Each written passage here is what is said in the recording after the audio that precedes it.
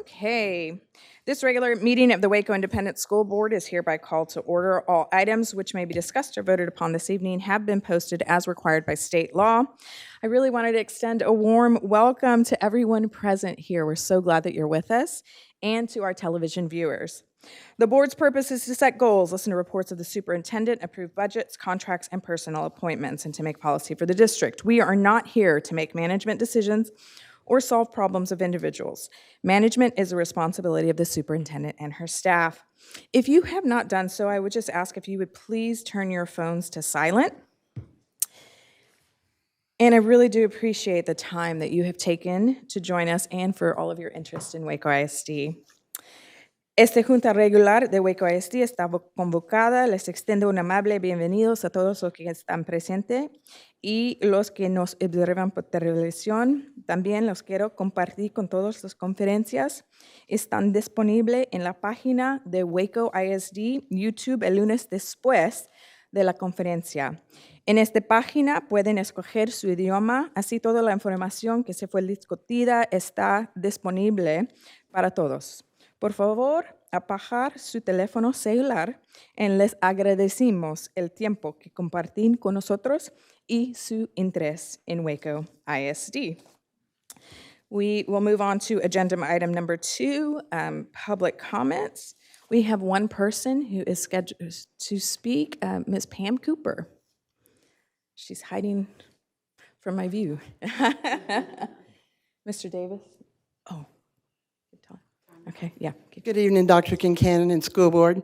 Thanks for the invitation to be here tonight. I do want to show my appreciation that I thought that new teacher orientation was fantastic. The facility was good, the hospitality shown to all the teacher associations was fantastic, and your school board and the people that were there were really excellent to us. So I'm hoping the year is a good year, a blessed year, but I still have a concern. I always do. In visiting some of the schools, I know we're working on our teacher shortages.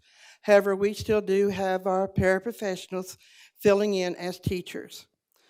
I don't know what we'd do without these paras. They've seen us through some tough years. And I still feel like when a para is acting as a teacher in a classroom, there should be a stipend for the day that they act as teachers. Because what we would do without them, we would be closing schools right now because we do have shortages. And I would like for the board and the district to show the appreciation to these paras. I realize they got a raise this year, as many of us did, and all the teachers are thankful for that. They're thankful for the sign-on bonuses, and hopefully this will encourage more people to be here. But I request that you show your paras that they are truly respected and needed. Thank you. Have a blessed evening. Thank you, Ms. Cooper.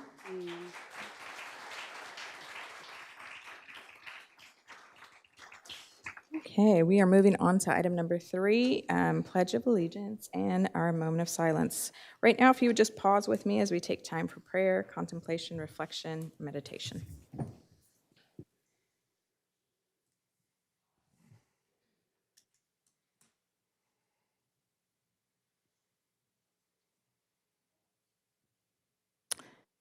Thank you. Our pledge leaders.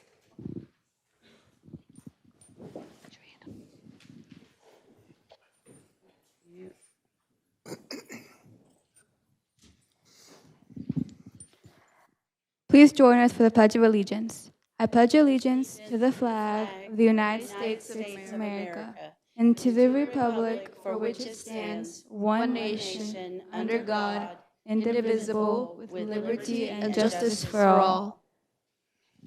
Thank you very much. If everyone can be seated.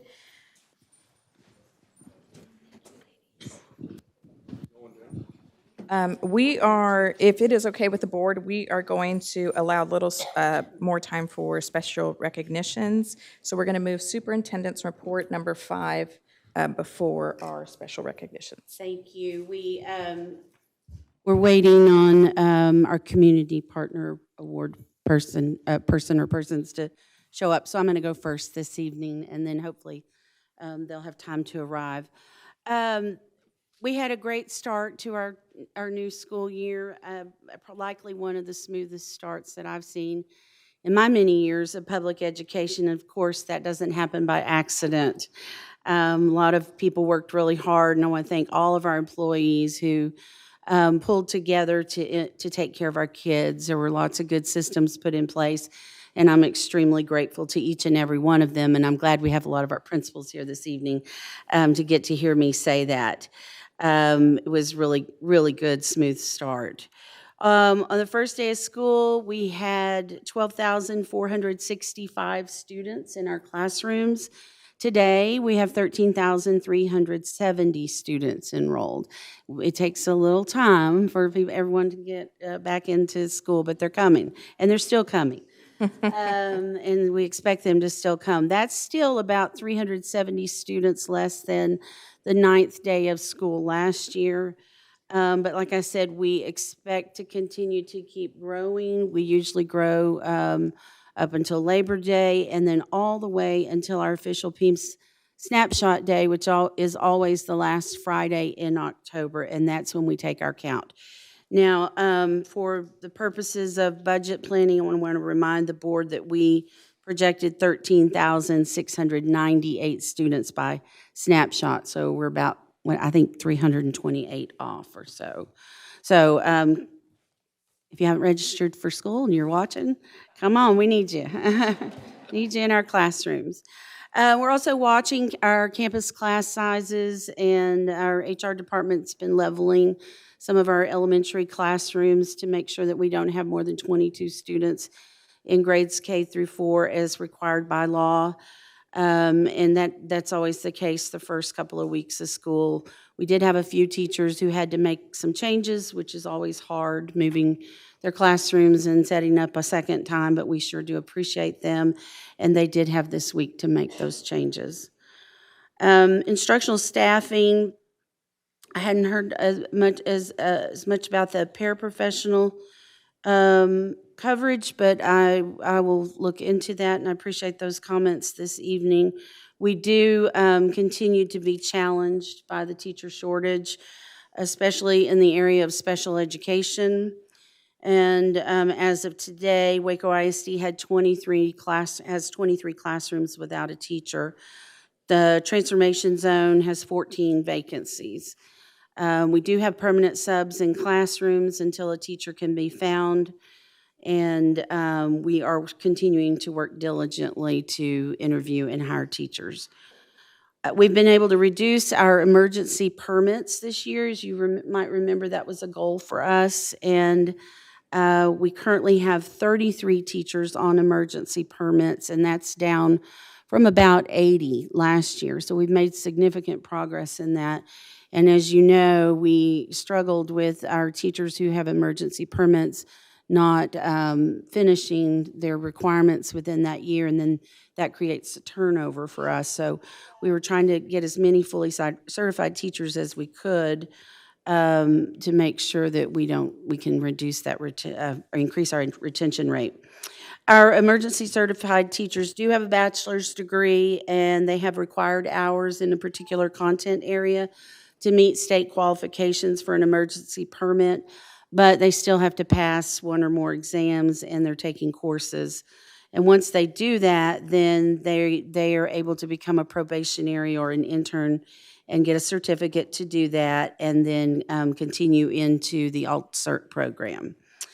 We currently have 39 teachers who are actively in an Alt-Cert or alternative certification program, and they do have the probationary or intern certificate. And once they complete a full year and pass all of their tests, then they will become fully certified. I do want to thank the board again for approving the sign-on bonuses for certified teachers. We were able to hire 142 certified teachers this year, and that was big. Yes, thank you. Been able to meet a lot of those teachers out and about on my campus visits. I've been very impressed with the hires that we've made and the experience that they have and that they're bringing to Waco ISD. We want to continue to decrease our number of emergency permits, and of course, we want certified teachers in all of our classrooms. And again, I'd like to thank our Human Resources Department and all of our campus principals for their efforts to get teachers in those classrooms. So thank you all very much. The big item that I have this evening is to talk about our STAR scores. And I'm going to do a piece of that tonight, and then we're going to continue that conversation into next month. And it's a big conversation to have. So, as you know, as a part of a 5-year refresh plan by the Texas Education Agency, they did a complete redesign of the state testing system and the A through F accountability system. So typically, in a year, we would get our testing results at the end of the school year. But because of the changes in the tests, then that didn't happen this year, and we've been getting pieces of data all summer long, and a lot of it coming in while we're trying to start school. So I had some questions about when we received the data from the state. So in your packet, I provided the board with a timeline of events so that you can see when everything arrived, which again was pretty much all throughout the summer for EOCs, and then beginning in August for grades 3 through 8. Some of it comes in as raw scores, and then they've dumped conversion charts on us later, and then we get data that's aggregated eventually, but it doesn't all come in one piece.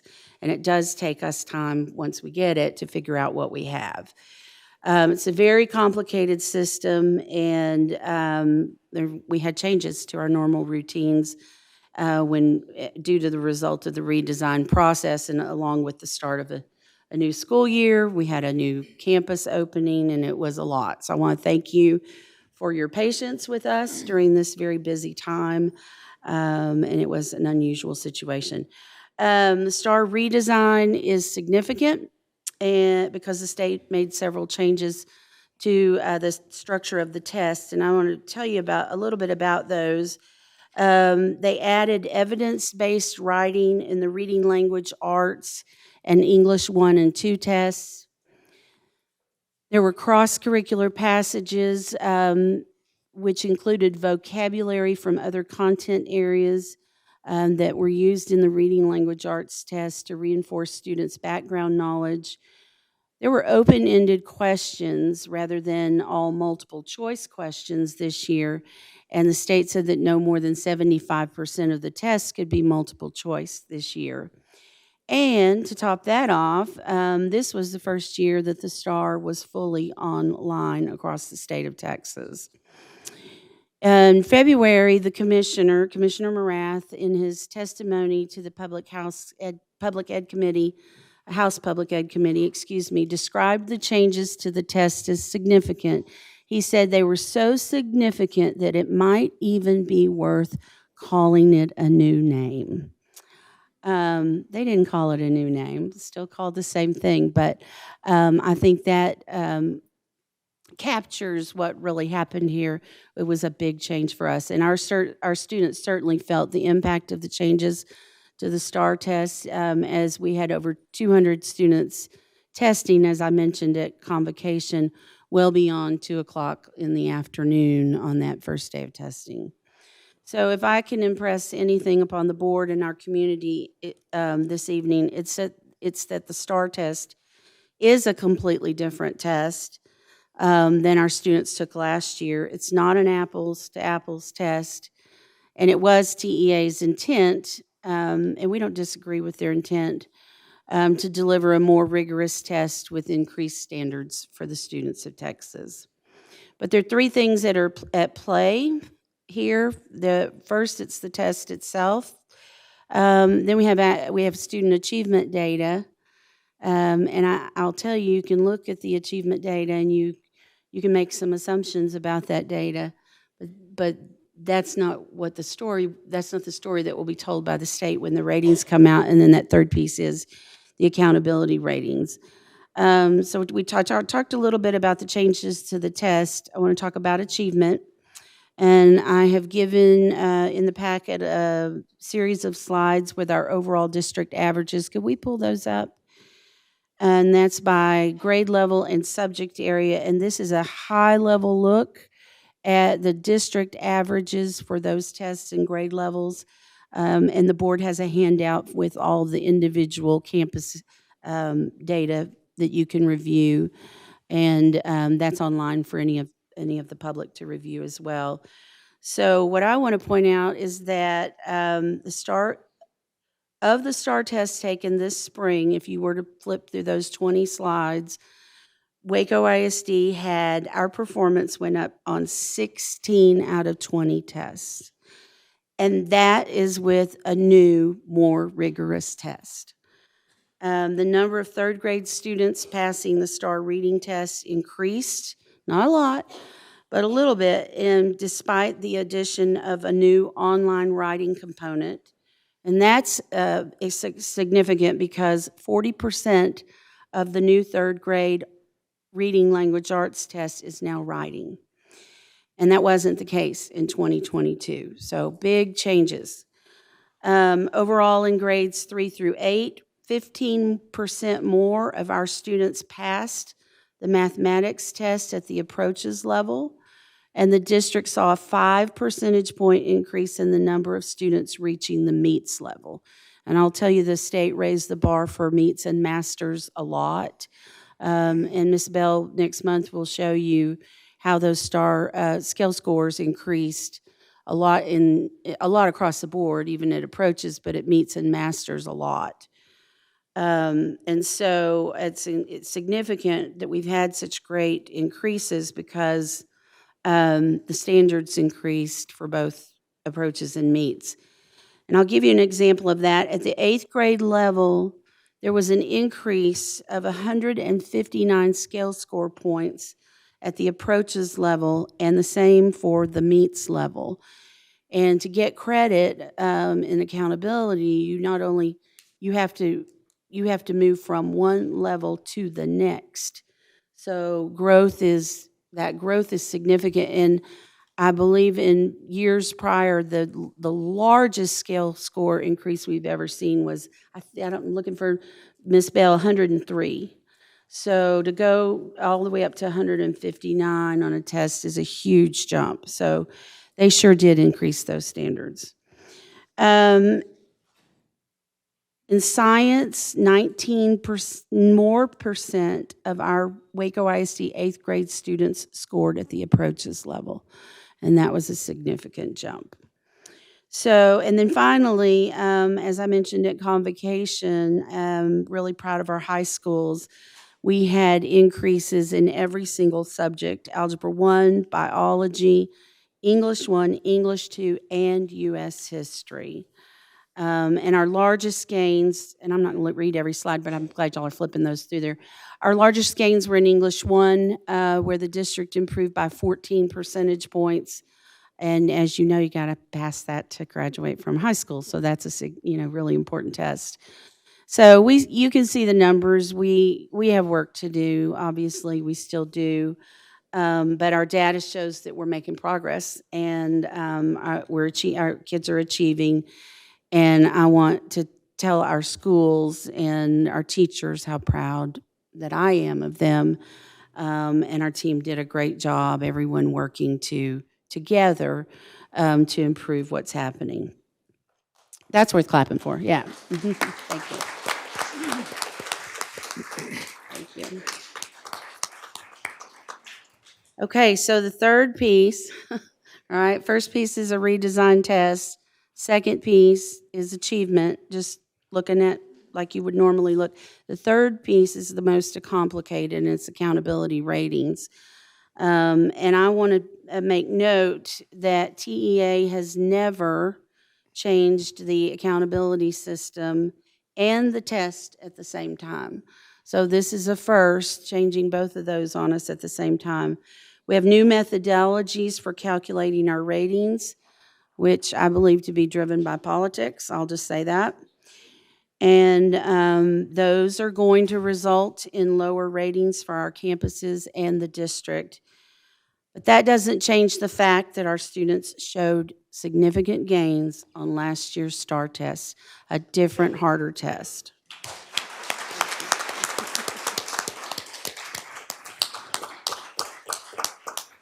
So next month, we'll provide you with a full report on those changes to the accountability system. And then I'll finish with mentioning that there are districts, a number of districts that are planning to file a lawsuit against the Texas Education Agency due to the negative impact of this year's accountability ratings. And later this evening, we have an item on the agenda for the board to consider action authorizing the district to file a petition as a plaintiff in that lawsuit. So we'll talk about that later. Any questions about STAR? Dr. King, Yeah. How about we'll do Mr. Patton first, and then Mr. Grant. sorry. I think it's important for everyone to realize that with this new accountability test, as in years past, when the state has raised accountability or put in new requirements, they did what was called ramping up. They gave you at least a year or 3 years to get to the new standard. TEA did not do that this year. And our kids grew at a phenomenal rate. The teachers had to teach at a phenomenal rate to get those scores. While those scores show improvement, had this been a ramp-up year, this would have been incredible. And I encourage you, as Dr. Kincannon was saying, this is a political move. And you know who your state rep is. You know who your state senator is. I encourage you guys, as parents, as teachers, as organizations in this community, speak out. Because teachers can't do it alone. School board can't do it alone. Dr. Kincannon and her staff cannot do it alone. We need community to get involved with this and really let legislature know what they're doing to school districts.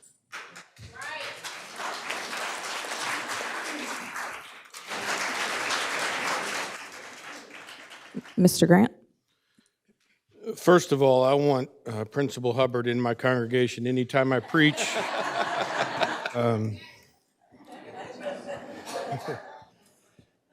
But the thing that makes me angry about the way that this was rolled out, I agree. We need to have very high standards for our children. But how we do it communicates a lot. And I believe that the way that this was done communicates to teachers, to administrators on campuses, to paraprofessionals, to everyone involved in the education of children that they're not doing a good job.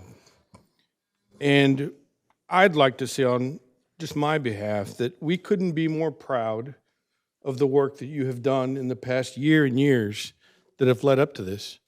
It would be really easy as a student, as a teacher, to hang your head and say, well, damn, excuse me.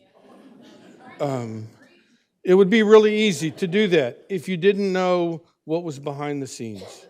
And basically, this is the Lucy and Charlie Brown kicking the football. And just as you were anticipating a great year, it's been pulled out from you again.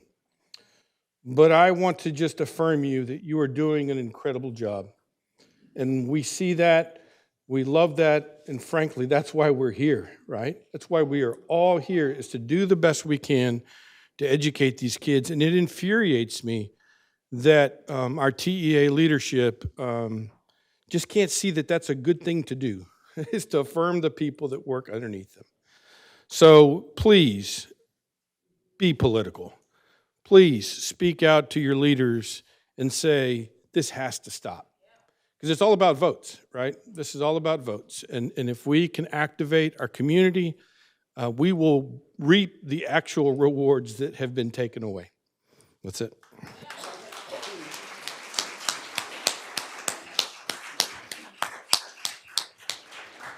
Mr. Davis? I'll just say I want to give a huge round of applause to our students, because I appreciate no matter what obstacles are thrown your way, you always find a way to overcome. And that goes the same for our teachers. I need our community to, despite what our legislators may or may not do, if we rally behind our kids, I think we can make it. So as we rally and we make our phone calls and we send our emails, let's make sure we volunteer. Let's make sure we go lift someone up. Let's make sure we're in the fight with the kids.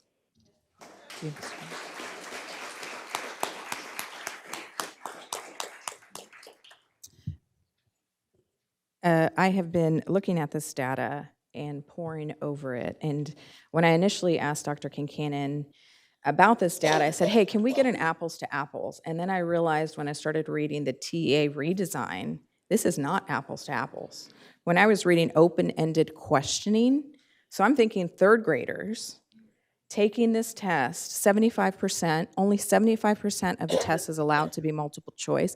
The rest are open-ended questions. We know that developmentally the test is a grade above. So not only are we giving our third graders fourth grade test, we're now taking out multiple choice. We're making them do open-ended questions. But you know what? Not complaining about that. And I think we're going to rise to the occasion, because when I talked to Dr. Kincannon, I looked at this, I said, Kincannon, we're seeing increases with this really rigorous test. We're seeing increases. TEA didn't even release the guidelines until They still haven't released. they still haven't released the manual.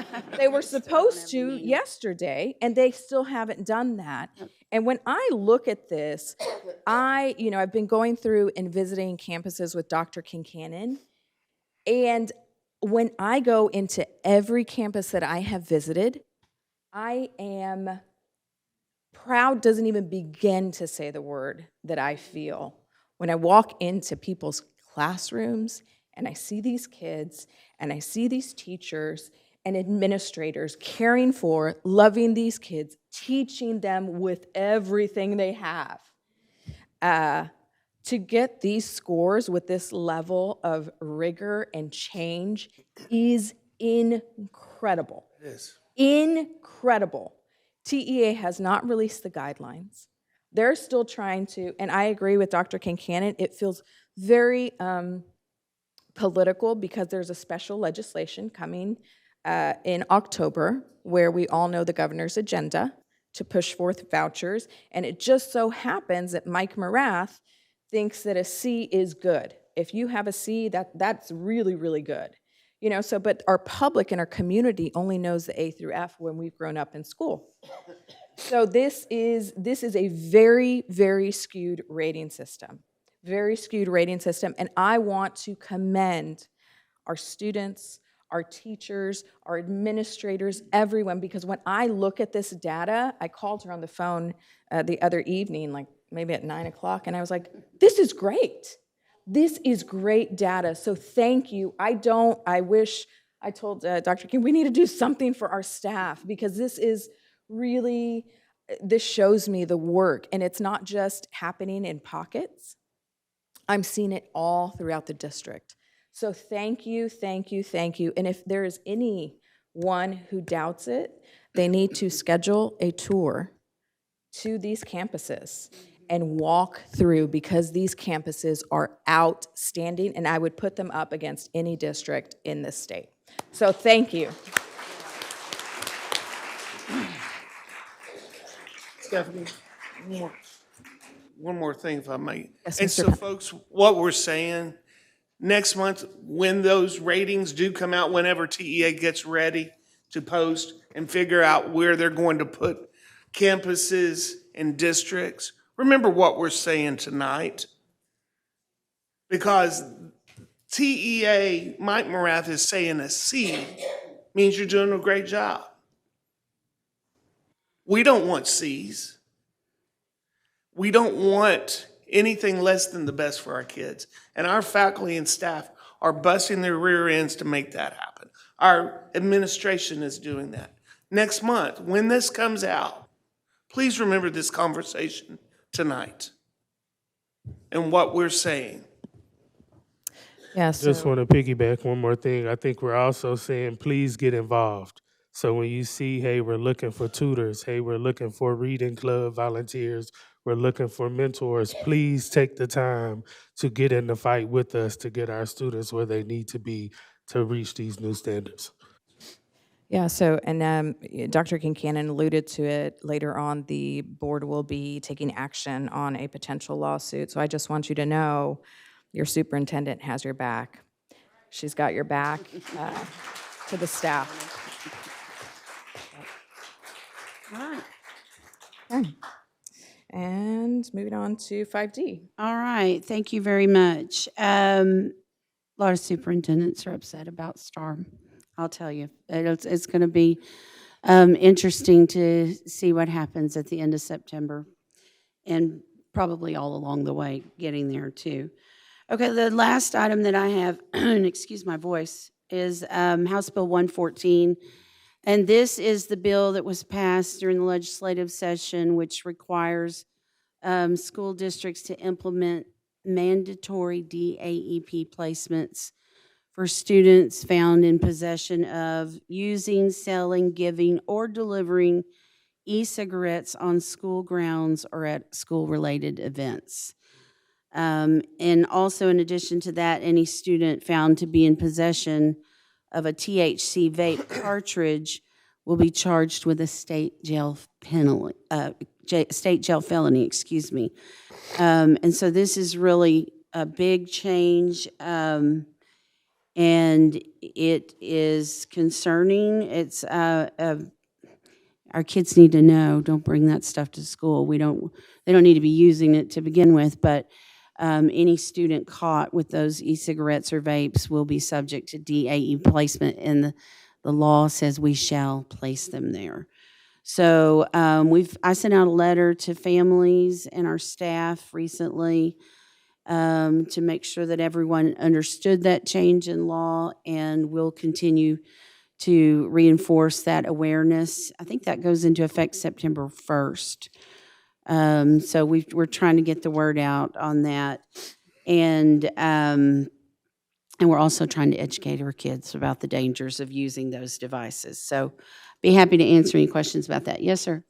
Yeah, just on that, that's huge. I know we always talk about the school to prison pipeline, and this is one of those things that where our legislators are not helping in that area. So if we can get involved with our churches and with our rec centers and things, just get the information out to our students and to our families, so we can give our students that warning not to bring these items to the school campuses.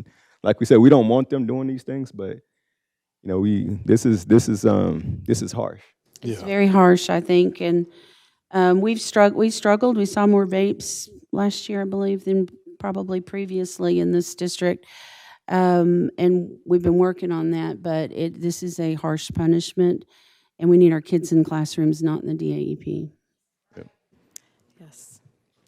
Okay. I just want to say one more thing. I want to repeat. Please go home tonight and talk to your kid about House Bill 114. Even if you think they would never do it, even if you think they're nowhere near it, please have a conversation with your student tonight. Sit them down and have this conversation. It's really important.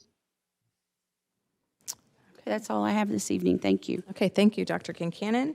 We're going to actually move on, back up to item number 4, special recognitions. If the board would meet me in front of the dais.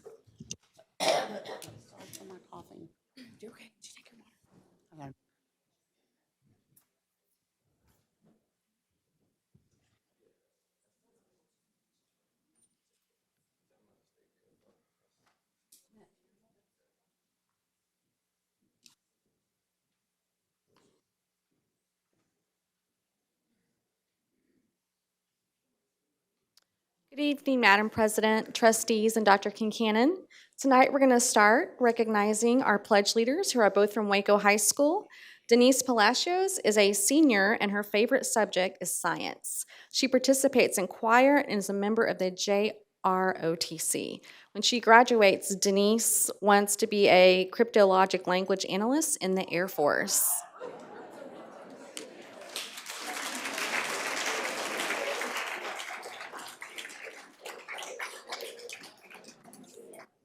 Thank you to her parents, Lorena Castillo and Ulysses Palacios, for sharing your amazing daughter and for being here tonight.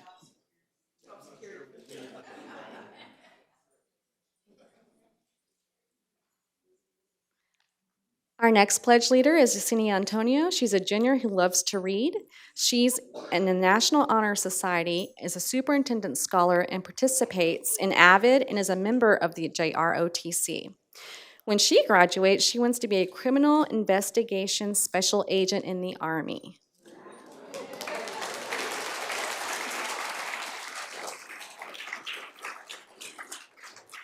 We are thankful to her mother, Nancy, for sharing her wonderful daughter with us.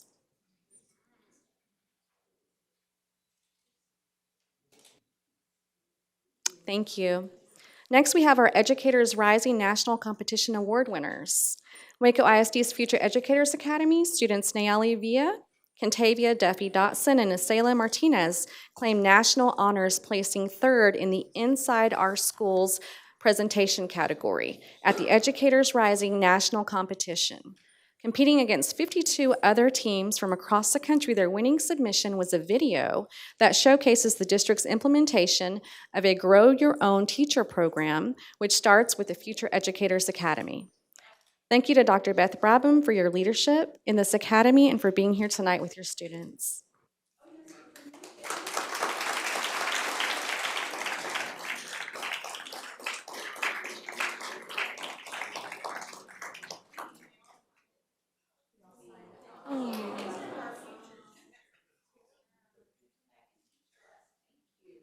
Congratulations.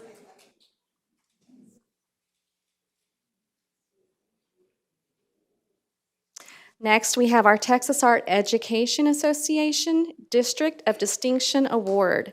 Waco ISD is one of only 68 districts from among 1,200 in the state to receive this TAEA District of Distinction Award, and only one of 16 districts in the state to have earned the award every year since its inception for 5 years in a row.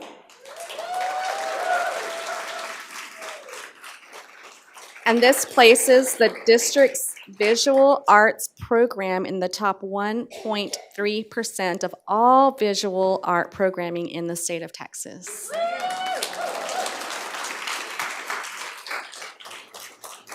Congratulations to Fine Arts Director Larry Carpenter, Shaylee Coffin from Dean Highland, Kirsten Nerf from Cedar Ridge, Michelle Owen from Mountain View, Kevin Rivera from Hillcrest PDS, Nikki Stokes from Lake Air Montessori, Thomason Aliman and Sally Peavy from Cesar Chavez, and Amy Garrison and Sean Knuckles from Tennyson.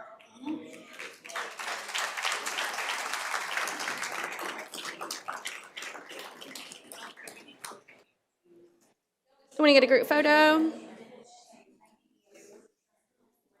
Everyone hop on in here. Let's get a nice group photo.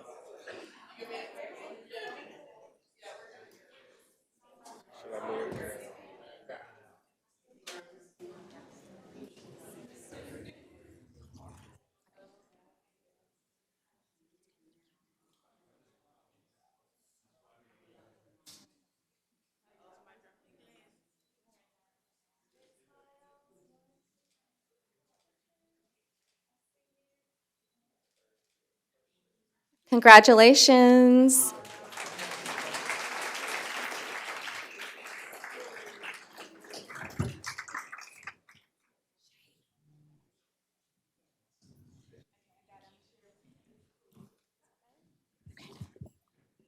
Next, we have our No Place for Hate designations. No Place for Hate is a collaborative initiative from the Anti-Defamation League. As you may have seen in your board packet, earning this designation includes intentional work to build inclusivity and empower students and staff. In the 22-23 school year, 20 Waco ISD campuses were designated as No Place for Hate schools. This number has grown by 5 campuses each year since 2021. Thank you to the following campus leadership and their team who made the 22-23 No Place for Hate designations possible. Alta Vista Elementary,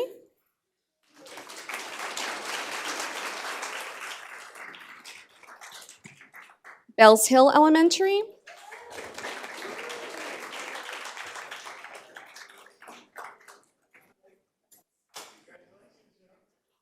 Brook Avenue Elementary,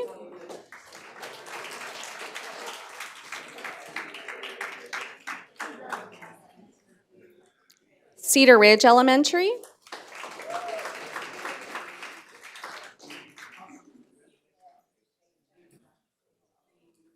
Crestview Elementary,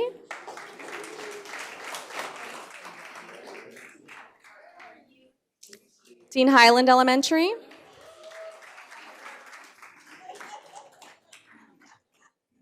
Hillcrest PDS,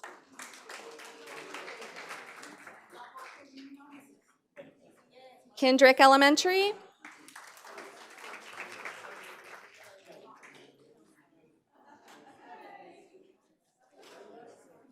Lake Air Montessori Magnet,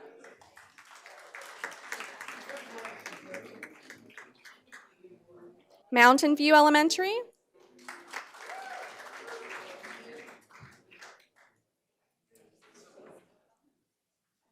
Parkdale Elementary,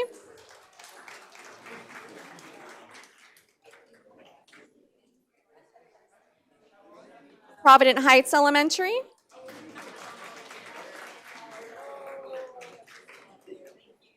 South Waco Elementary,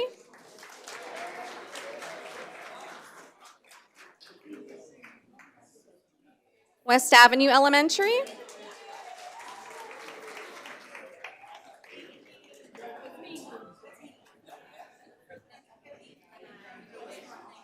Cesar Chavez Middle School,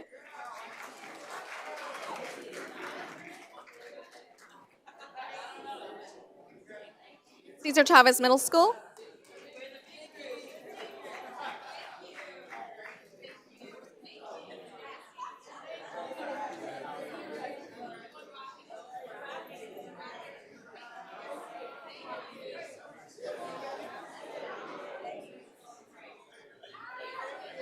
Tennyson Middle School,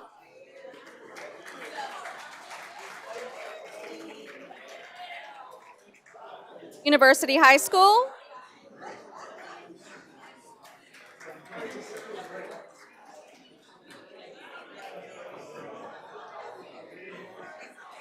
Waco High School,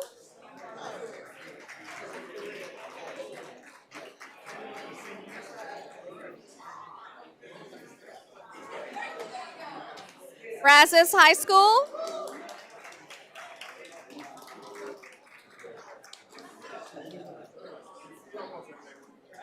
and Wiley Opportunity Center.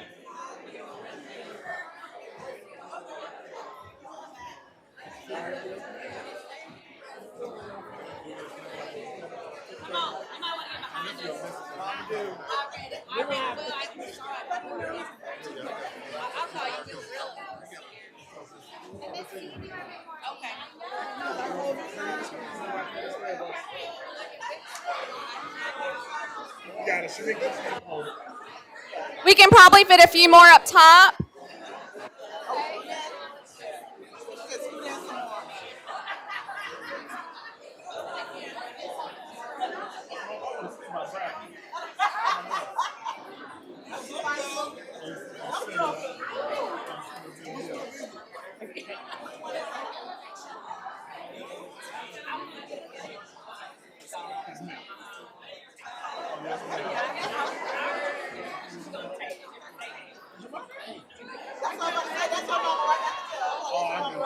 Okay, are y'all ready?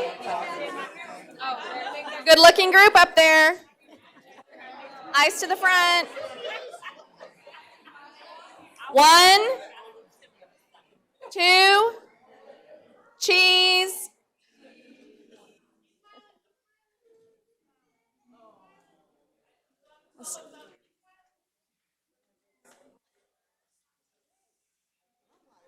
Thank y'all, congratulations.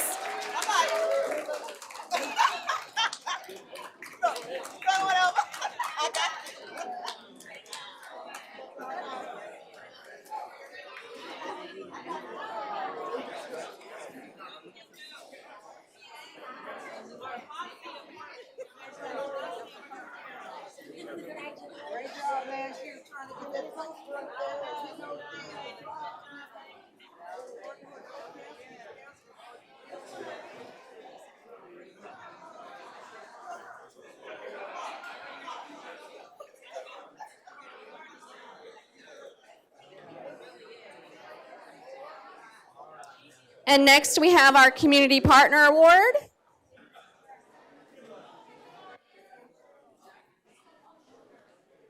Each month, Waco ISD recognizes a community partner making a difference for students in the with the Waco ISD Award for Outstanding Community Partners. The recognition celebrates the theme for the 23-24 school year, Lead for Results, and acknowledges the impact that our community partners make in the lives of our students and staff. Tonight we have here to receive the award Pastor Tommy Frazier from Mold Breakers Fellowship, a local church that has supported the Waco High campus and athletics throughout the last 3 years. This organization has helped to replenish the Waco High food pantry, provides Waco High football team with Thursday night meals,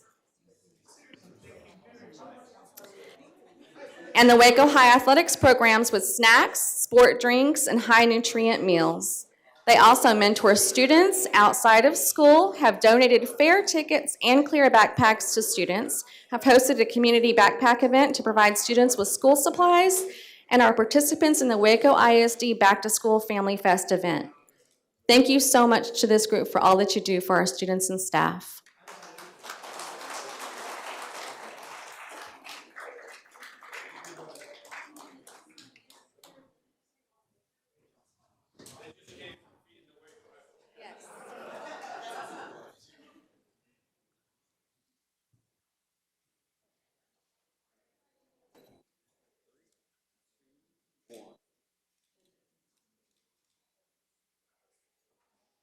Thank you so much. That concludes our special recognitions for this evening.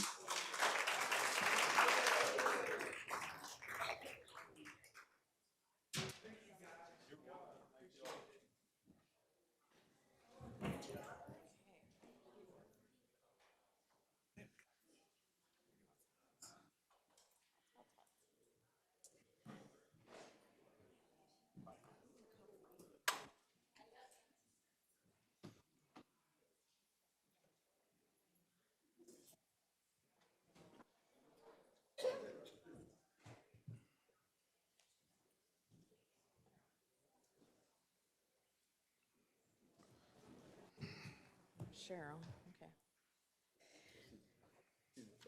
okay. Okay. We are going to move to item 6, so we are now going to open it up for the public hearing. Ms. Cheryl Davis.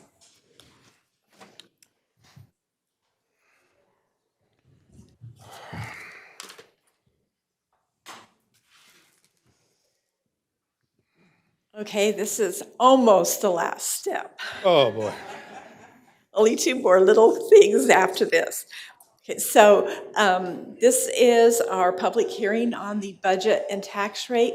We have met most of our, okay, here we go. We have met most of the requirements of developing a budget and adopting a tax rate.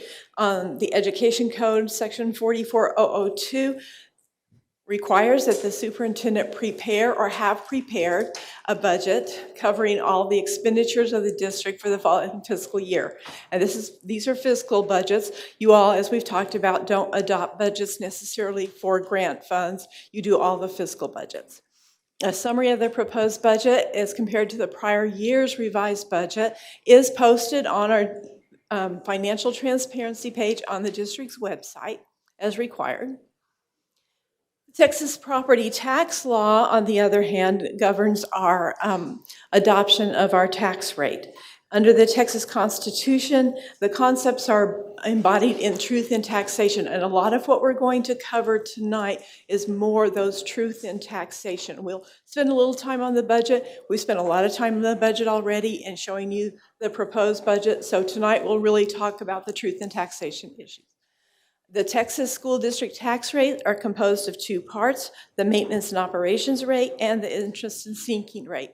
As we've talked about, maintenance and operations basically funds most of the district's operating expenditures.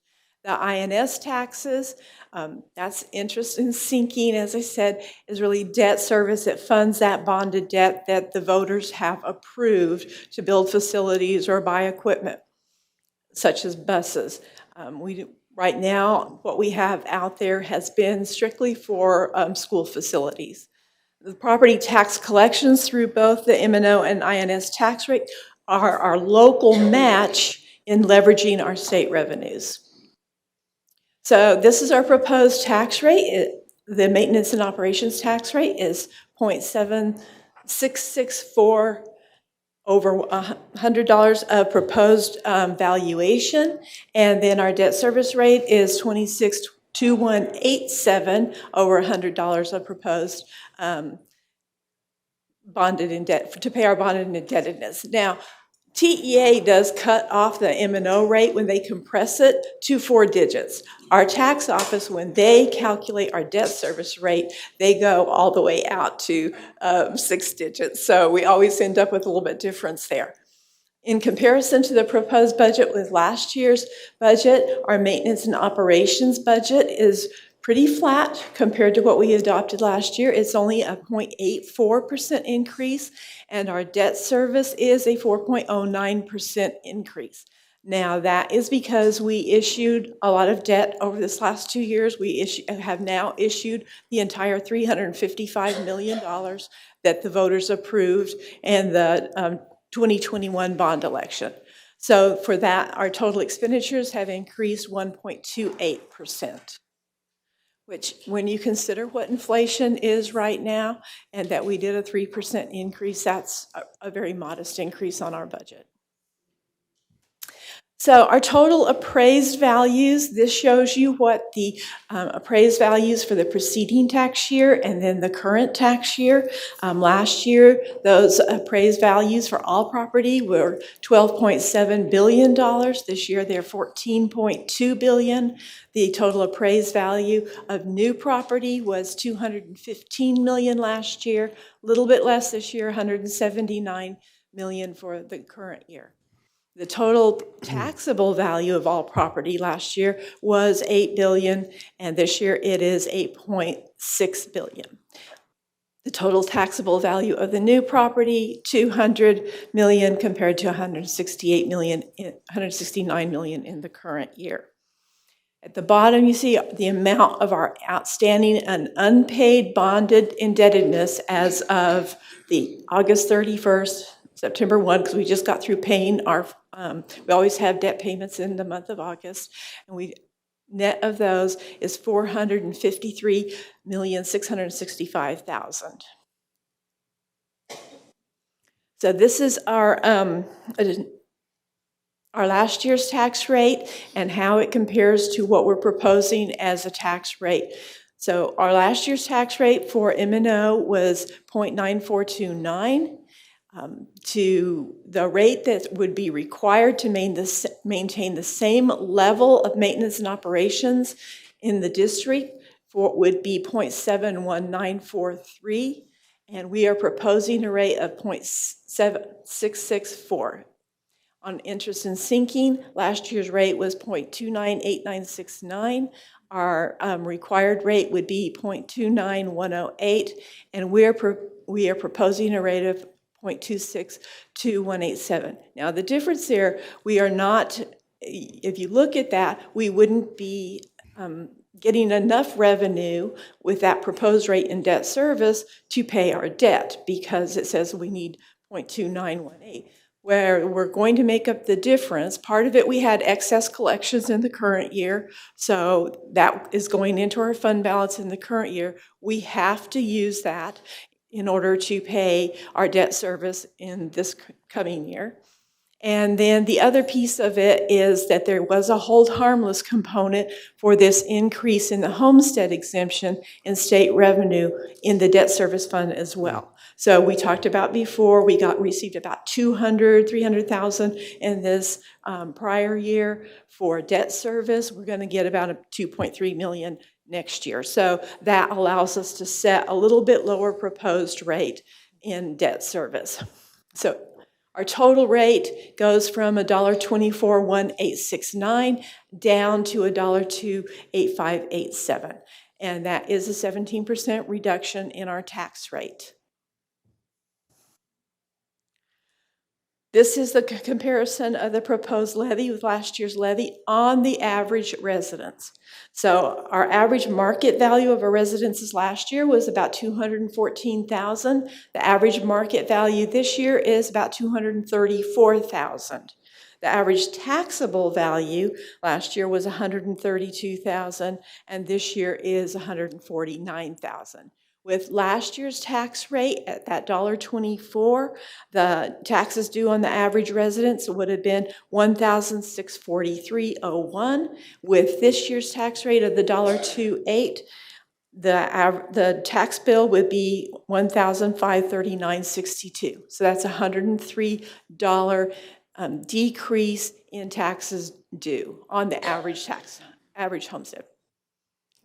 So our voter approval rate, the highest rate that we can go under the law without triggering an election, is this $2.8587, which is what we are proposing.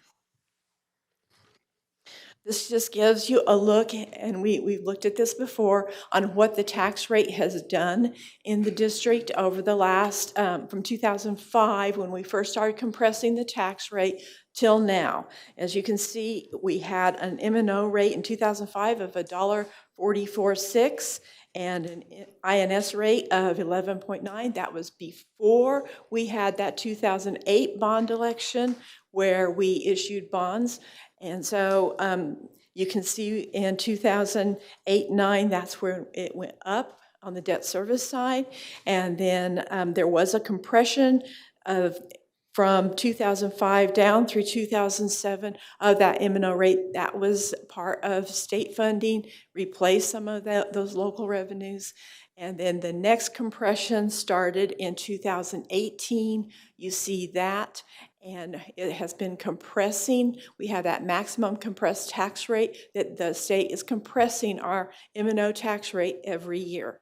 And so now at this point, we have compressed from $1.17, which is what we had after we had that tax ratification election, and we got our 13 cents. We were at $1.04. We got our 13 cents with the golden and copper pennies.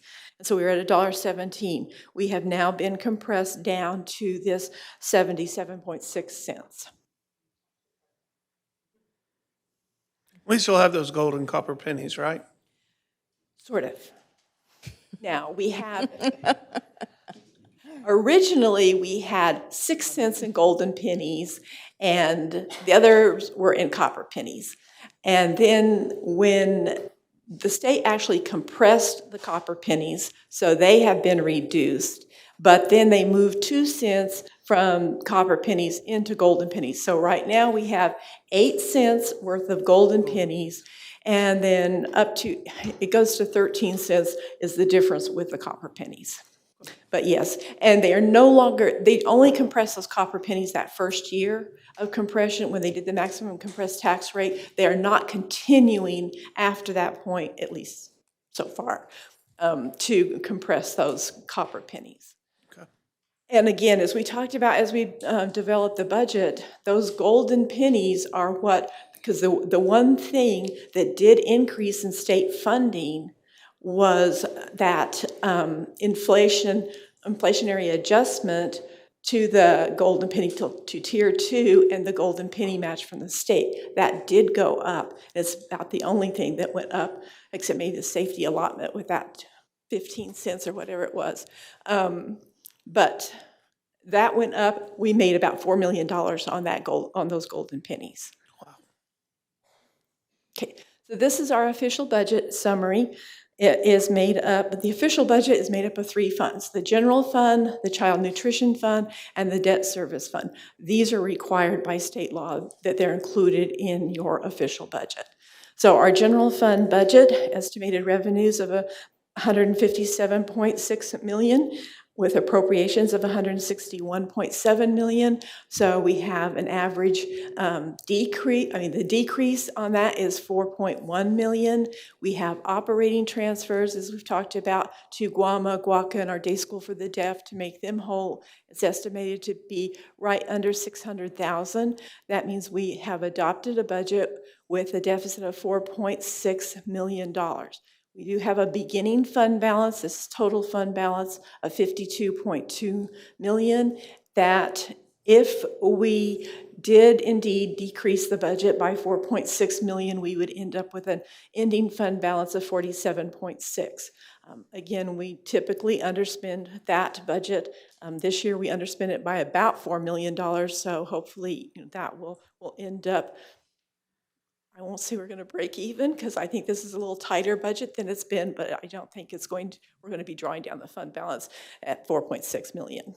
On the child nutrition fund, estimated revenues are just under 11 million. Our appropriations are 11.3 million, decrease of 300,000.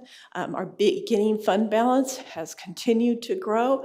In spite of us trying to draw it down, it's 4.7 million right now, or we're projecting it to be 5.7 million, and with an ending fund balance of 5.4 million. Again, we will probably be amending that budget to try to budget for some equipment. I know we have some in the current year that, because of supply chain issues and all, we have not been able to get some of that equipment. We've got some vehicles ordered, various things, and we had intended to draw this fund balance down more than it is showing right now, and hopefully we'll be able to get some of those things in the fall. Is that in last year's budget?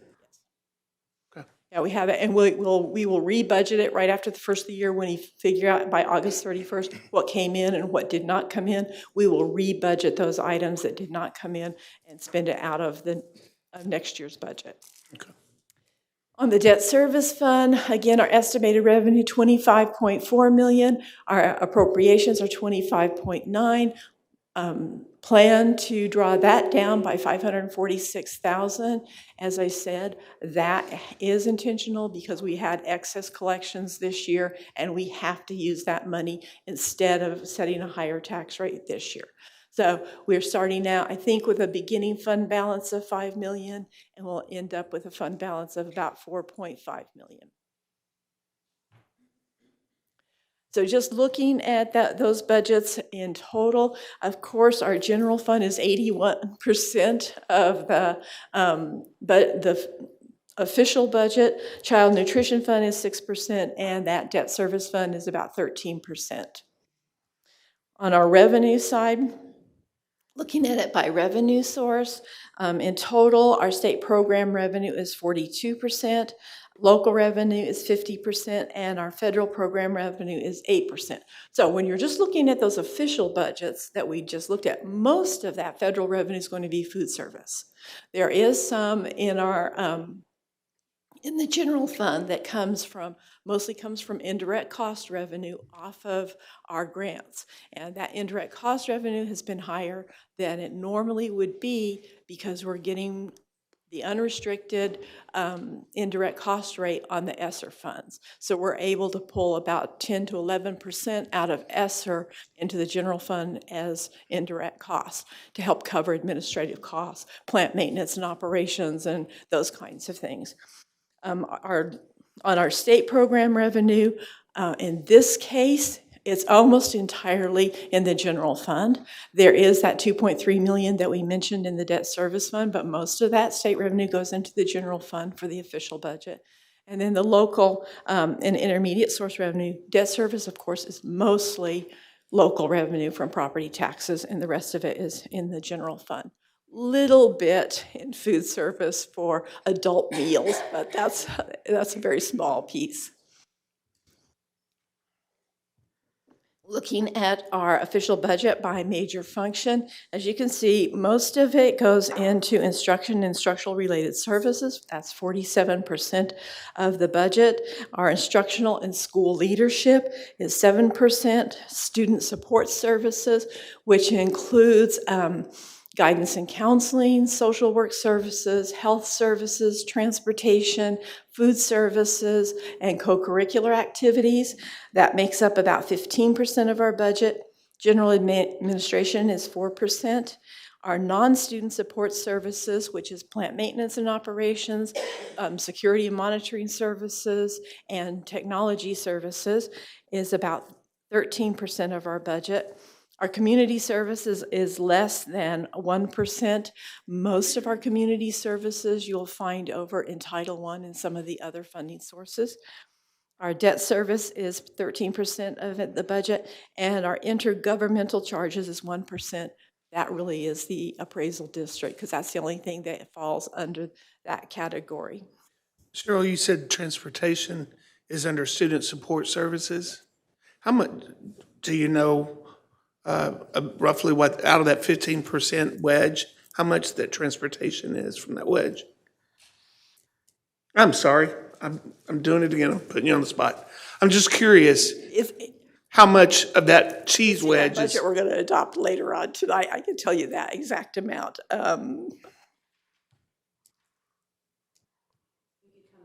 Sure, I'm sorry. I didn't mean to put you on the spot. Okay. I'll tell you that when we get to adopting the budget, okay? Okay. So then, this is what our fund balance looks like. As we talked about, we are looking at projecting budgetarily, projecting a decrease. It will still be right about 26%, still in not as high as it's been, but still in a safe zone, because we don't want it to drop below 20. That's what our policy says. If we drop below 20, we're supposed to have a plan to bring it up. This is our debt service payments, what's left out there with these new issues by year. As you can see, we're going to pay off some of our old issues by 2030, and then you see those 3 new issues coming into play. Okay, my voice is gone just as it's time for public input. Want some water? I got some. So sorry, I was looking at the budget report and trying to find out the student transportation portion.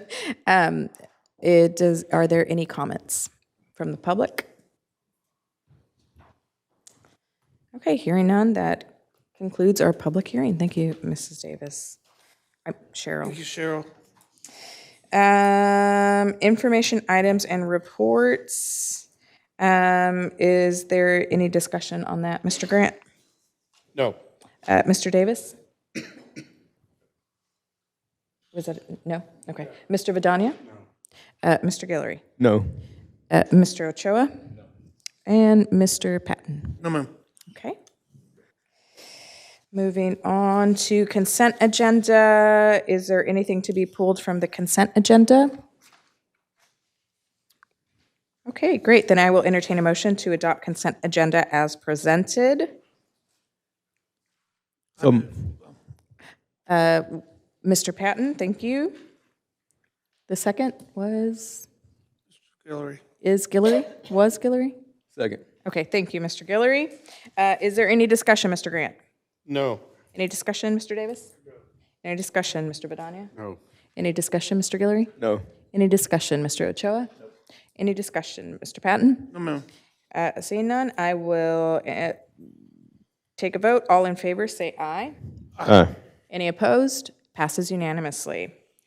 Moving on to item 9, consider, discuss, and take appropriate action regarding the adoption of the budgets for 2023-2024 fiscal year. Cheryl Davis.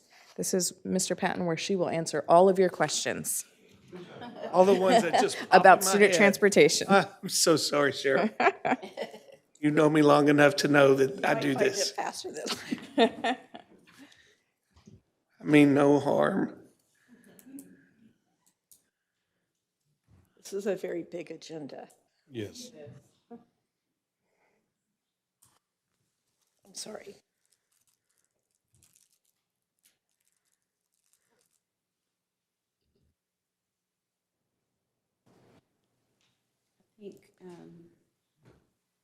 What page is it on?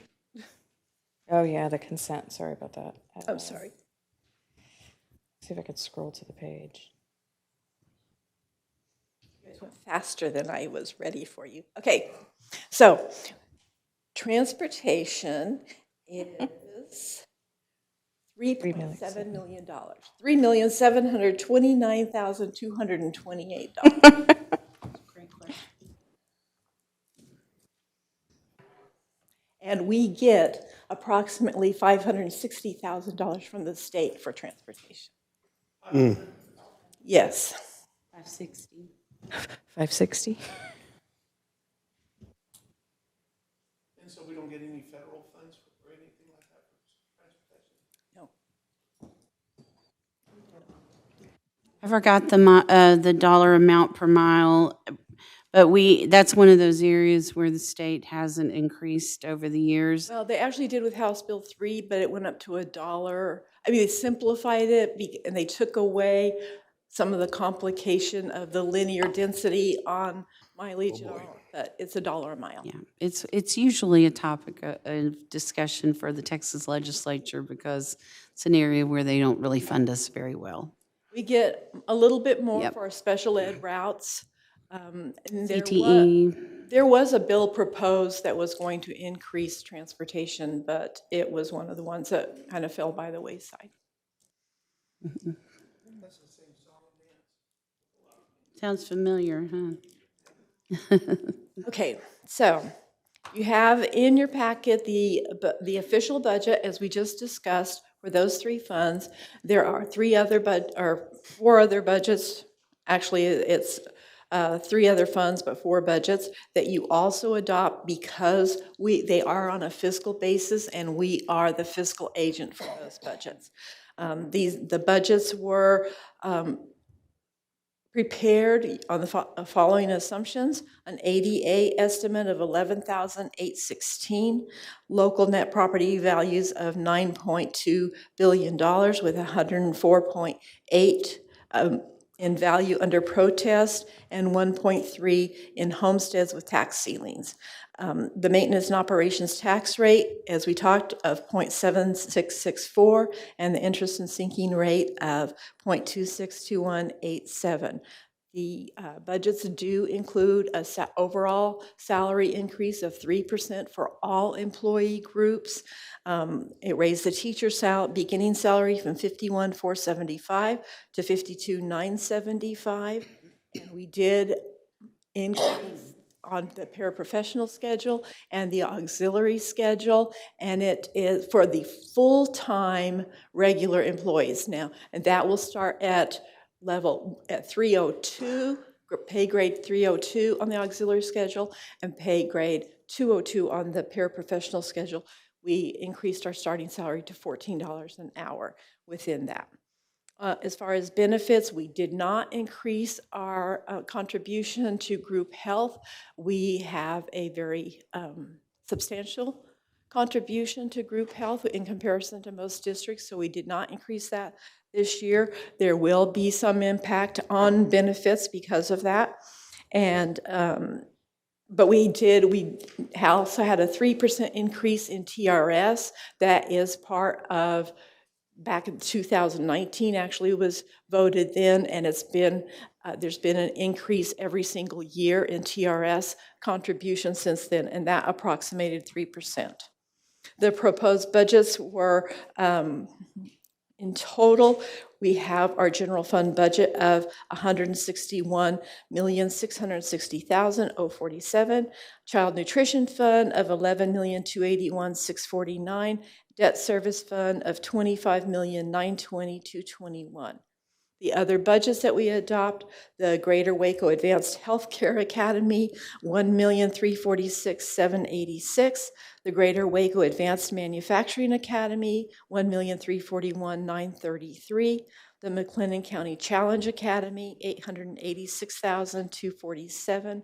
And the Regional Day School for the Deaf of $719,111. So the administration recommends that the Board of Trustees consider and approve the budgets for the 23-24 school year as presented. Okay, I will entertain a motion. So move. Thank you, Mr. Guillory. Do I have a second? Second. Thank you, Mr. Patton. Is there any discussion, Mr. Grant? No. Any discussion, Mr. Davis? No. Any discussion, Mr. Vidania? No. Any discussion, Mr. Guillory? No. Any discussion, Mr. Ochoa? Any discussion, Mr. Patton? No. Okay, I will, we can vote. I don't know why I'm losing my words. All in favor, say aye. Aye. Any opposed? Okay, passes unanimously. Thank you so much, Ms. Davis. So the next thing is to approve the proposed tax rate for the 2023 tax year. We have just talked about that, so the approved rate is, or the proposed 2023 tax rate is $1.28587 per $100 of valuation, with $7,664 per $100 of assessed value for maintenance and operations, and .262187 for interest and sinking. And there is on your sheet wording that the motion Needs to be read. Uh, Do you know what page that's on? It's on page 304. Thank you. It's easier this year than it usually is Yes. because we're not above the voter-approved tax rate. So we don't have, I move to approve the adoption of a tax rate of 1.028587. Second. Thank you, Mr. Patton, and seconded by Mr. Guillory. Is there any discussion, Mr. Grant? No. Mr. Davis? No. Mr. Vidania? No. Mr. Guillory? No. Mr. Ochoa? No. Mr. Patton? None. Okay, all in favor, say aye. Aye. Any opposed? Passes unanimously, and my husband is going to be so excited that our tax rate went down. Okay, moving on to, it's always good news when you can lower the tax rate and get new schools. Item number 11, review, discuss, and take appropriate action on the design, development, and project budgets for Kendrick and South Waco Elementary. Ms. Barrera and Doug, welcome. Good evening, Madam President, Dr. Kincannon, members of the board. Well, we said we're coming back, and here we are with our project budgets for Kendrick and South Waco. And as we have stated every time we've stood in front of you, we've been working very hard with the project teams and with the district administration to get these projects the right size, to make sure that everything is in them, is exactly what we need, and also to control cost. But obviously, we're here today to ask you to increase the budgets for both of these projects. It's been a very challenging few years. I know everybody's tired of hearing that, but it's true. And in the initial plan, there was funding for cost escalation. You anticipate that sort of thing. But in 2021, we couldn't really anticipate the kind of things that would happen with supply chain and resources. It's just been way more than we would have expected. But anyway, today, we're here to talk to you about that. Doug's going to give you just a quick update, and then together we're going to walk through both the proposed new budget and schedule for each of the schools. I think I've got it. All right. Good evening. So I'll go very quickly through just an update kind of on where we're at. You've seen these images before. The images we presented at the design development phase and the concepts overall, floor plans, renderings, exterior elevations have not changed. So this is going to be just repeat of what you saw previously, but just a reminder here, Kendrick on your screen, and then as well, I think I skipped past. Oh, flipped it, got it. So Kendrick Elementary School, and then as well for South Waco Elementary School. So no major changes there. We are continuing to work through the development of the drawings to complete the design phase in mid-October. So we're still on track with that schedule for design, with construction, scheduling to start roughly at the start of 2024. Okay, before we go any further, I would like to acknowledge that we have both representatives from Masonic Construction in the audience and Built Right Education Group as well. So they're here, you know, with their moral support, I guess. Okay, so first off on Kendrick, you see in your packet and on the screen in front of you what we're asking to revise the budget to. It is a significant amount, and you know, when I see an increase like that, we start looking for other comparative numbers around in Central Texas to see, you know, what we should be expecting. And I have to say that the numbers support where we are as a budget. So I believe that with this team's support, that we can bring these projects in, that we bring Kendrick in within this budgetary amount. So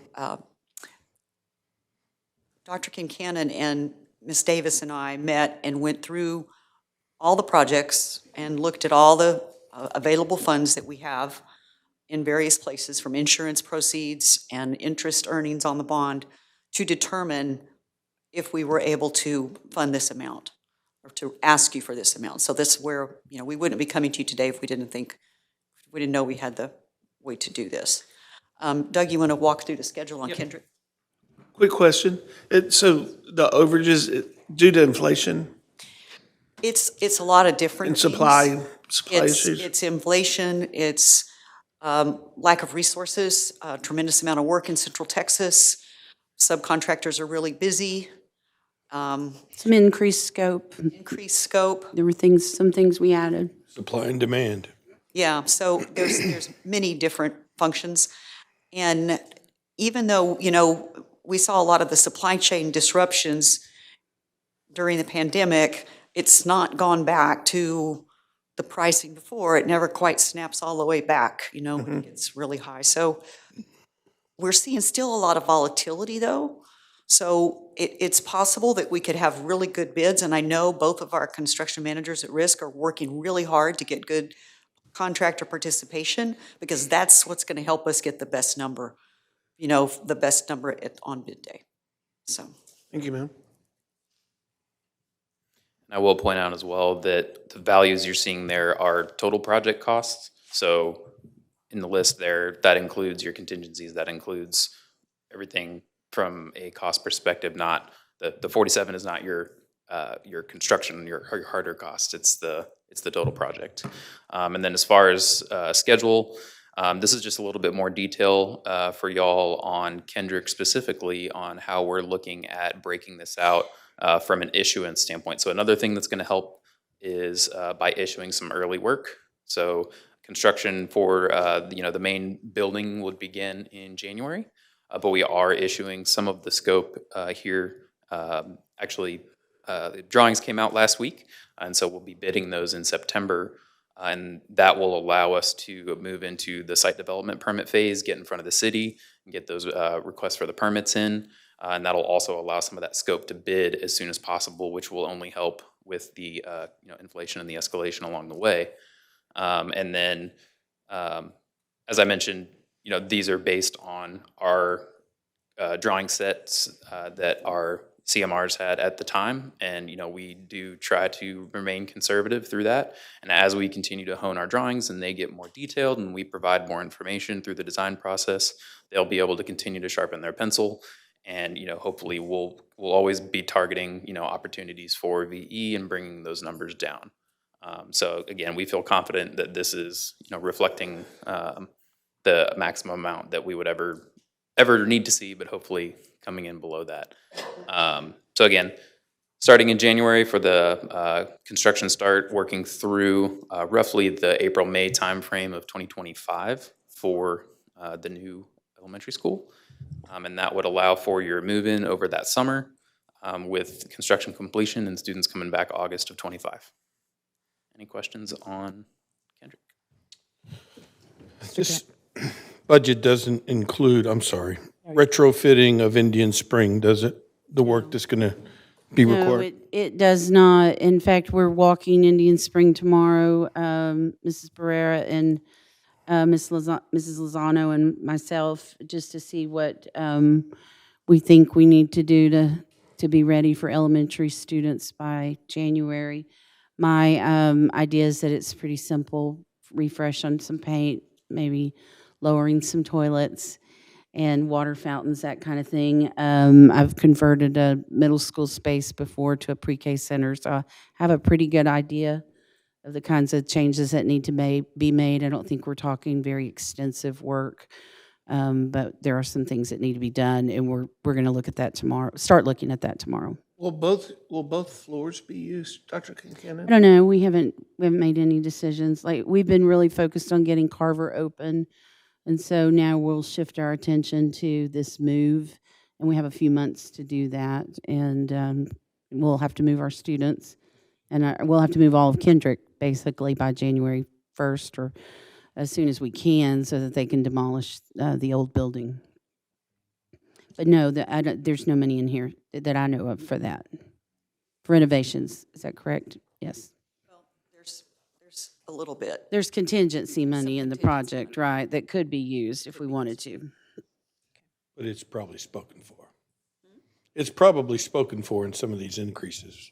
Well, it's reserved for that, kind of. Okay. It's reserved for unanticipated things that come up along the way in the project.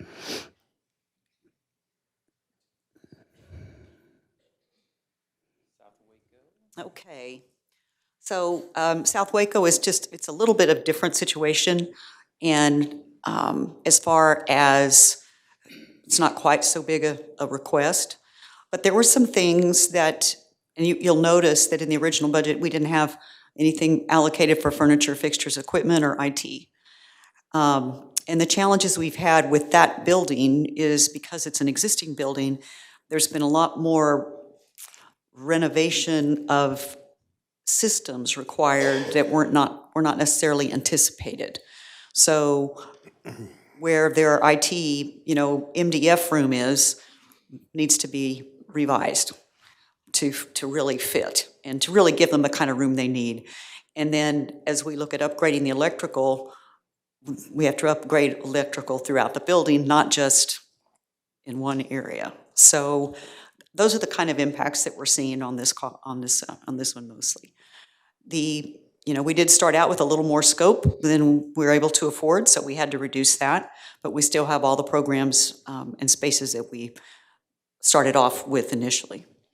So, We did add at Kendrick space for Inspiración. yeah, yes, And we added space for P-TECH at South Waco Elementary. yes, we did, and both of those, neither of those were anticipated in the bond. And the gym is included in the South Waco? Yes. The new Yes, gym? I'm glad you brought that up. So this does include the gym. So in a previous presentation, we talked about the gym being an alternate, but we all know the gym can't be an alternate, it has to be built. So there are two alternates. We're at two alternates that are anticipated now, and there may be more as we work with the contractor. But one of them is a kitchen renovation, which is needed, but it's about $1.3 million. And it's a very serious renovation of the kitchen. And the other one is replacing the existing HVAC units on the existing South Waco building, which is needed, but it's a couple $1 million. So that's not in with this No, $6 sir, million? it's not. And so what we're anticipating is we will see how we come in on both projects to see if we're able to afford those alternates at that time. I would think if we can, Dr. Kincannon, knowing that cafeteria, Yeah. why not go ahead and do it when we're? Yeah, our goal is to do all of it, but we want to price those separately, and we want to see how things come in. These are working budgets, so to speak, and then they'll bid it, and we'll see where the money comes in and what the alternates price at. And this is tricky because we're using bond interest as well, and so we know how much we have in the bank now. We can anticipate we're going to get more, but we may get more than we think. We're being conservative, so there may be some additional funding there. So we're trying to get as much as we can, but we don't want to go over budget either. Right, right. I mean, if we're needing to go ahead and request additional funds, I mean, I sure would like for them to have a new cafeteria. Well, the cafeteria is going to be renovated and added onto with the gym. Right. Okay, the kitchen is what we're talking about. Right. Well, when I said cafeteria, I meant Okay. the food line and the preparation area. And we may be able to use some food service fund balance funds for some of the equipment on a renovation project, so that might help us out too. We just need to explore that. Yes. The Kendrick plan, we had talked initially about that gym being an add-on as well, but that's included in those Kendrick numbers? Yes, it All is. the add-ons, okay. So they'll have both the existing gym and the new gym as part of the building. Great.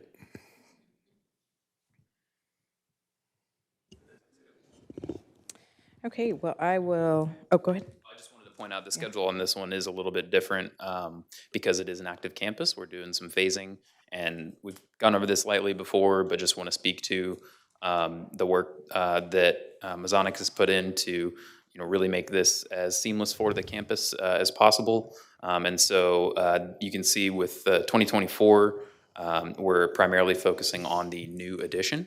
So that's roughly a 12-month duration. And then there will be a partial move over the winter break between 24 and 25. That'll be to have students go from the existing building into the new, and then we'll work the renovations from January 25 through the summer, minimizing students and staff moving around as much as possible. But the renovations would occur from January through roughly the June, July timeframe, and then wrapping up in August. For those renovations. And so that eliminates the need for portables. It simplifies their construction process, and they're not having near as much overlap of their work areas with students. And so it's just going to be, it'll be safer, it'll be more seamless. And you'll see, again, we're still issuing some early packages as well here in September to bid for some of that site work and getting the permits going so that we can start hitting the ground running on So January. you said that they're going to move to the new addition, and then you'll start working on the old addition. Will that be the entire school moving into that new addition? No, it's It just won't fit. it's the ones that will be in the new addition. So the grade levels that will be in those rooms, along with a couple, Kindergarten? yeah, it's some of your younger grades, and then there are admins in there, your libraries in there. Be messy. There's a couple that will be temporarily in there that will then we'll rework once the whole building is done.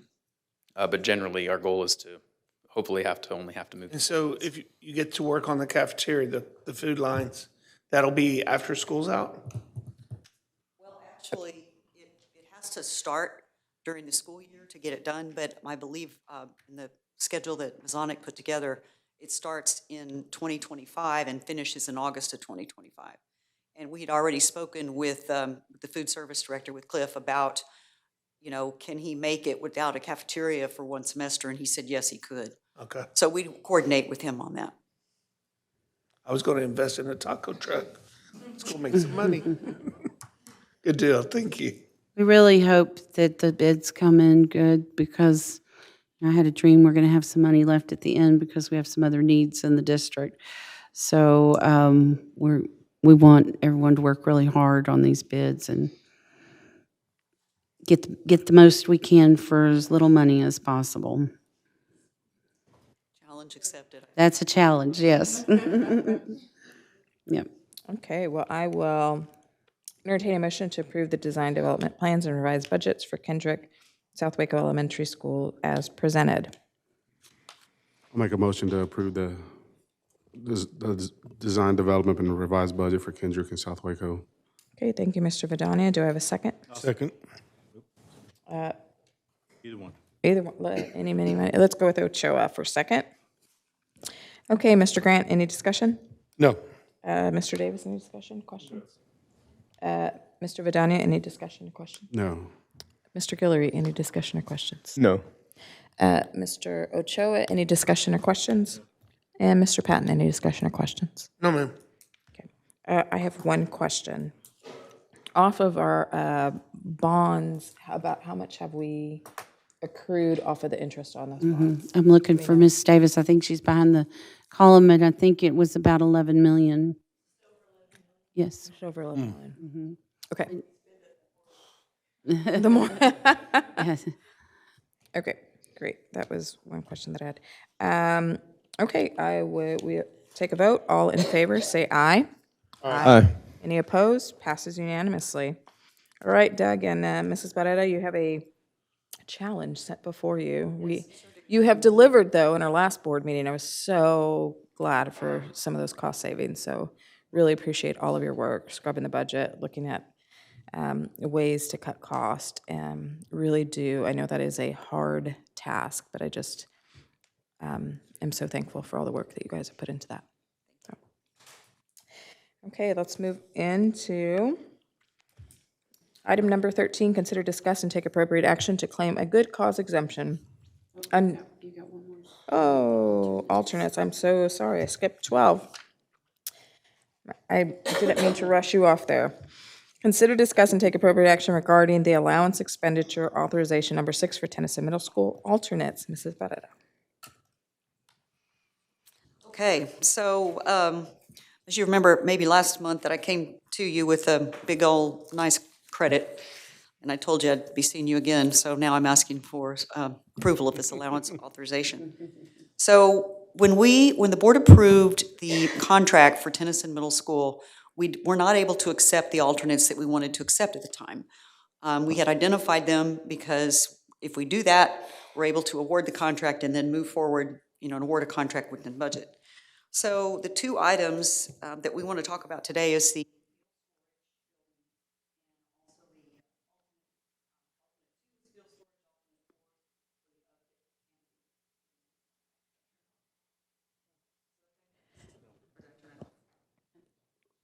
Can you try it again? Can someone come check the We microphone? can hear you. They may not online. You probably need a mic. Oh, I turned it off, sorry. No worries. Okay, so because we held off on approving these at that time, we also felt like that the contractor could do better on the pricing. And so during that time, we were able to reduce the cost of those two alternates by $285,000. So that reduces the amount. So this is an allowance change, which means it's covered within our owner's contingencies, no increase to the contract.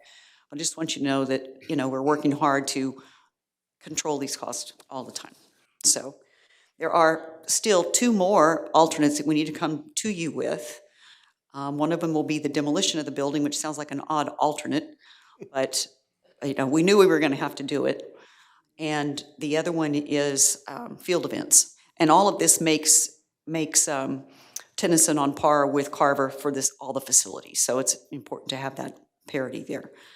But that will be at a future board meeting. So. Okay, great. I will entertain a motion to approve allowance expenditure authorization number 6 AEA to accept alternate number 2 and alternate number 4 for Tennyson Middle School and authorize the superintendent to execute the AEA. I move. Thank you, Mr. Patton. Do I have a second? Second. Thank you, Mr. Davis. Yeah, we'll go with Mr. Davis. Is there any discussion, Mr. Grant? No. Mr. Davis, any discussion? Any discussion, Mr. Vidania? No. Any discussion, Mr. Guillory? No.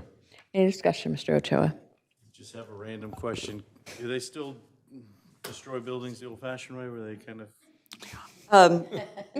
It's a good question. Well, kind of, only they use really big equipment. We'll make sure to let you know so you can go watch. I do want to watch. Since it's dry, it might be good for New Year's Eve. Okay, any discussion, Mr. Bonfire. Any discussion, Mr. Patton? No, ma'am, not at all. Okay, great. All in favor, say aye. Aye. Aye. Any opposed? Passes unanimously. Thank you so much, Ms. Barrera. Now we will move on to item number 13. Consider, discuss, and take appropriate action to claim a good cause exemption under the Texas Code Section 37.0814. Hello, Ms. Cox. Yes, ma'am. Good evening, President Cordowig, trustees, Dr. Kincannon. I stand before you again to discuss House Bill 3, which we know was passed by the 88th Texas Legislature to address school safety. The House Bill 3 adds a new section to the Education Code, Section 37.0814, that requires that districts have at least one armed security officer per campus, and with that person being a commissioned peace officer. To fully comply with the armed security officer requirement, Waco ISD is actively, very actively recruiting 12 additional school resource officers. Where an SRO position is not able to be filled, an off-duty police officer serving as an independent contractor for the district will be used to meet the requirement for an armed security officer. I want to reiterate what I've heard Dr. Kincanen say several times. It is Waco ISD's intent to comply with the law. However, the Waco ISD administration remains concerned about a lack of adequate funding and the high demand that's getting higher almost every day for qualified law enforcement personnel in McLennan County and across the state. These two components negatively could impact the district's ability to be in full compliance, which is our intention, with the technical requirements of the statute. The statute also allows boards that are unable to comply with that armed security officer requirement due to those two things, availability of funding or personnel who are commissioned peace officers, to claim a good cause exception. If a board of trustees claims a good cause exception, the board must develop an alternative standard with which the district is able to comply. You'll notice another additional item on the agenda related to that. Considering the long-term funding challenges, personnel shortages, and responsible contingency planning, it is the administration's recommendation that the Board of Trustees claim a good cause exception and develop an alternative standard with which the district is able to comply. Any questions? Okay. I will entertain a motion. So move. Thank you, Mr. Guillory. Do I have a second? Second. Thank you, Mr. Davis. Do I have any discussion on here, Mr. Grant? No. Mr. Davis? Mr. Vidania? Mr. Guillory? No. Mr. Ochoa? Yeah, I would just like to remind everyone that the $15,000 that the state allotted per school gets us through just a little more than 30 school days is what that covers. So thanks, state. And I just want to follow up for everyone listening. We want to comply. We are eagerly trying to comply. And if we have to pay the money out of our own pockets, we'll do that. But we just can't find the people. Right. And so that is the ultimate reason we're doing this. Although the state gives almost a completely unfunded mandate, we can't find the people. So this is our substitute plan. Cost, as you're correctly both pointing out, costs associated with the 12 additional school resource officers will exceed the existing safety allotments provided by the state by more than $500,000.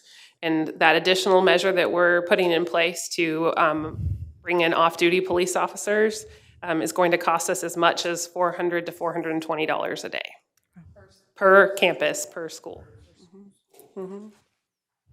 Per officer. Mr. Grant?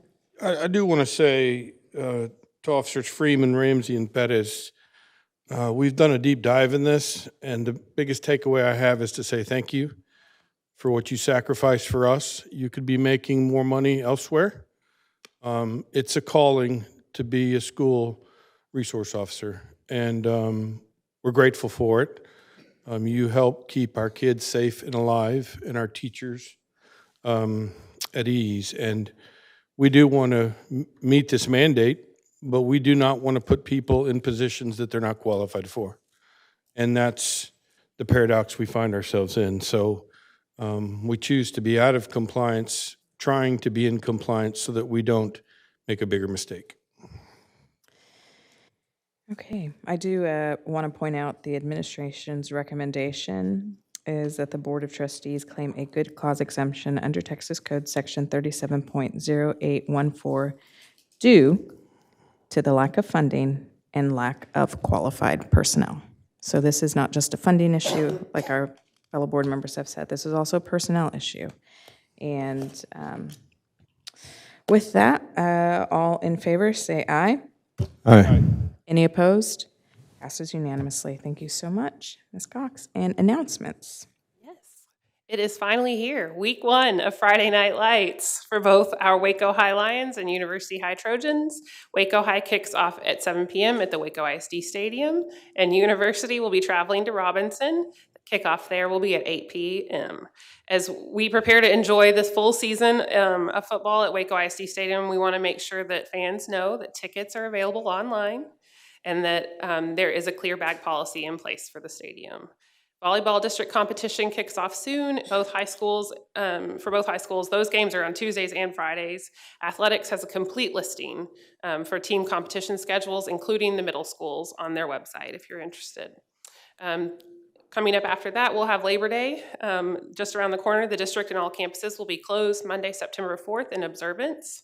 And then another special milestone that we'll be celebrating together is the Guama 10-year anniversary. On behalf of Dr. McCall and the executive board at Guama, all trustees are invited to attend the 10-year anniversary celebration luncheon that's going to be hosted at ESC Region 12. The guest speaker there will be Congressman Sessions, and that's on Thursday, September 7th, over the lunch hour. We are asking for our trustees to RSVP to Renee Charles as quickly as possible, ideally by Friday, August 25th. Organizers, the Executive Board of Guama and the committee that's helping plan this special event for the region are anticipating a large crowd. And we want to ensure that our trustees have the reserved seats if they're able to attend. One other quick holiday, staff and service day I want to flag for everyone is Friday, September 15th is a student holiday and a staff and service day before we meet again in September. Thank you so much. Okay, the board is going to be going into closed session at 7:48. This time pursuant of the Texas Open Meeting Act, Texas Government Code 551.071, 551.074, and 551.076. We will be taking action when we reconvene.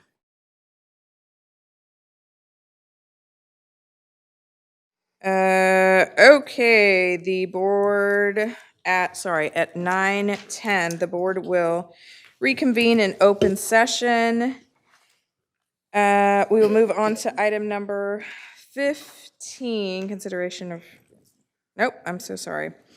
Move on to item 16, consider, discuss, and take appropriate action to approve the district's alternate standard under Texas Education Code 37.0814. Good evening again. As the board has claimed a good cause exception under the preceding agenda item, action item, then the board is now required to develop an alternative standard with which the district is able to comply with Texas Education Code sections 37.0814.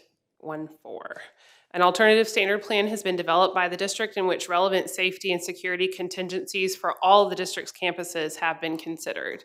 The plan will provide for increased patrols and rapid response times, among other strategic details from the Waco ISD Police Department and city and county law enforcement partners.